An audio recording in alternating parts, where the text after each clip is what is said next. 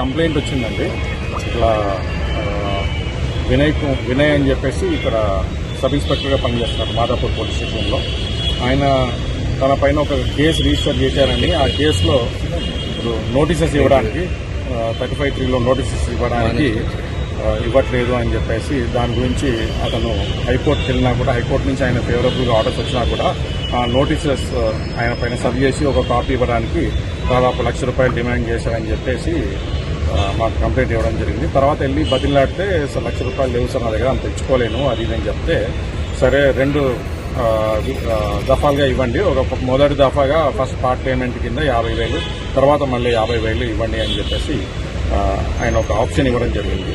₹50,000 ఆ యొక్క కంప్లైంట్ ఈరోజు తీసుకొని ఇక్కడికి వచ్చి అతనికి ఇచ్చినప్పుడు అతన్ని ఇక్కడ యాక్సెప్ట్ చేశారు.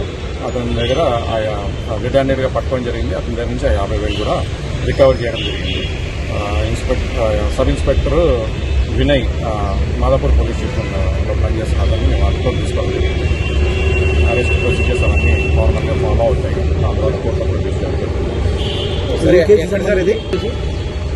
ఒకటి ఫైనాన్షియల్ డిస్ప్యూట్కి సంబంధించిన కేసు, ఒక కన్సల్టెన్సీ సర్వీసెస్ వాళ్ళు ఈ కంప్లైంట్ పైన ఇట్లా కొంతమంది ఎంప్లాయీస్కి సంబంధించిన డబ్బులు ఇవ్వలేదని చెప్పేసి, ఆ చార్జెస్ రాలేదని చెప్పేసి పెట్టడం జరిగింది.